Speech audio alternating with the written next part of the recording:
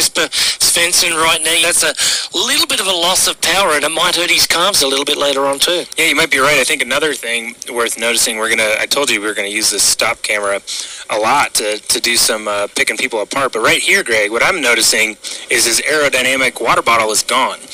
So early in the bike course where he's hit a bump, that's come out, and he's lost maybe his nutrition, maybe some hydration in there.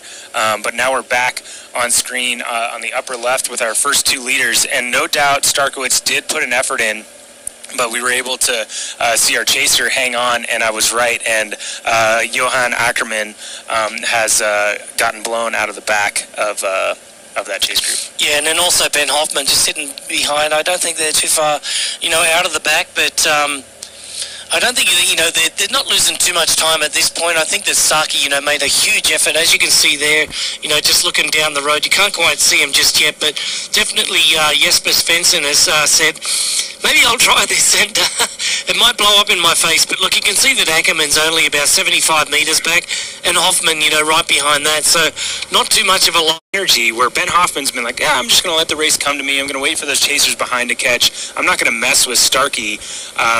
You have Johan Ackerman's like, I'm going to try my hardest to stay with Starkey, and he then blows up and goes backwards. That's a big energy swing where he's going to end up being in the same spot as Ben Hoffman, where but with a lot more energy being used to get there. So I think, you're going to see the results of that pretty soon, or maybe not that soon, actually. You might see that later, Dixon being like, you know what, those guys are going to go off, they're going to go hard. I'm going to use as little energy as possible because he's going to back his run. And you might see with Johan Ackerman, maybe that's just a confidence. He doesn't have as much confidence in the run. He needs to get as far up in the bike ride as possible. But right now, these 2 athletes are, Jesper Svensson and Andrew Starkowitz, are riding away from the field. And I think, it looks like Jesper Svensson is settled in. I don't see him going anywhere anytime soon. Yeah, just, that's going to happen. And these guys are going to ride along the road here nicely for a while before any of the action, heats up behind them. And I think that, Starkowitz right now, he's in autopilot mode at this point in time. And probably a little surprised to see Svensson, sitting back there with a huge effort. But I don't know what Starkey's, thinking at the moment. He's going down there and just reaching around for a little bit of nutrition. There he goes, and just making sure that everything's on board. He's just taking a little bit of a drink, and Jesper Svensson, by the look of it, is going to come around and do a little turn on the front here. So Starkowitz, while he's refueling up into the front water bottle, Svensson takes a little bit of time on the front of the course here, doing a little bit of the pacemaking, and you don't see that too often. You don't, and I think that, we obviously have a huge respect for Andrew Starkowitz, but that's not saying that we don't have great respect for Jesper Svensson. He's an amazing cyclist, and what this does as well, Greg, is that Andrew Starkowitz, from my experience, is not someone you want to be on his bad side, right? Because you'll hear about it, and he's also, he'll make you hurt. He'll make you hurt at the end of the bike ride. So the marathon that he does that. So Jesper Svensson maybe has a little bit up on Andrew on the run, but right now on this bike ride, both these athletes look fantastic. Well, the sun is shining on a beautiful Florida fall day here, and joining us on the phone right now is the President and CEO of Visit Panama City Beach, and we know that 320 days a year the sunshine is really on, so there's no doubt about it. Dan Rowe, how are you feeling today, Dan?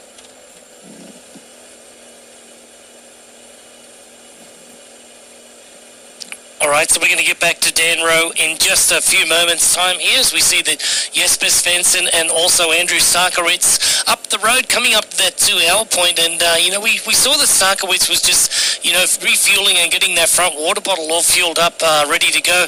And 2 hours, you got to know that this is right around where they start thinking about nutrition, pacing, and how I'm feeling, throughout the day. It's going to be, everything's going to be now. So yeah, it's all now. I think you're right, Greg. And I think sometimes we look at it, it's hour 48 minutes, but they've only been riding the bike for under an hour, right? So, why are they focused on hydration, nutrition so early?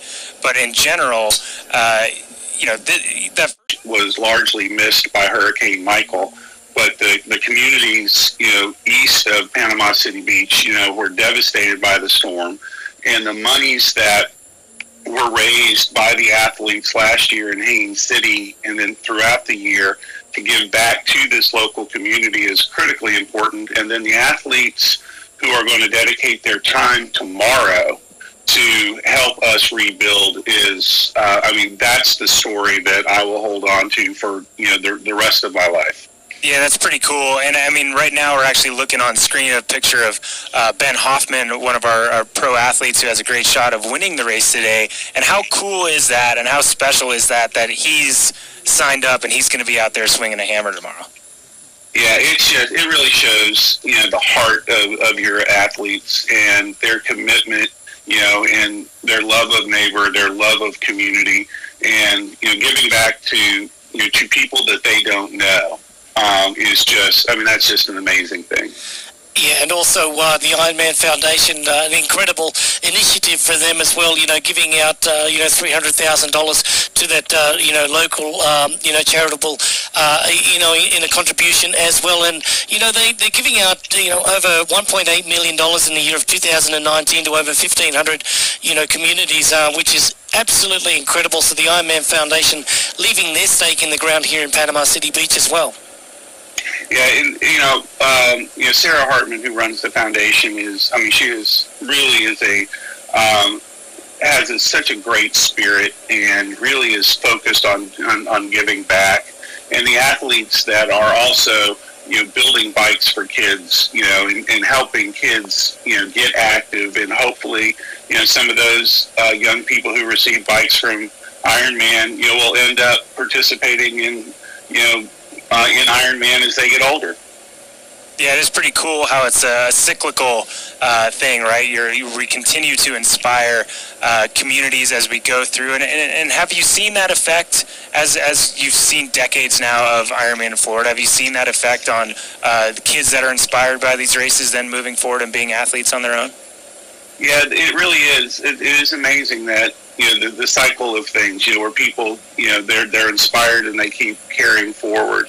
And Ironman's dedication to this community over time, every year, giving back. It helps us grow stronger as a community and be more resilient as a community. And we have been tested.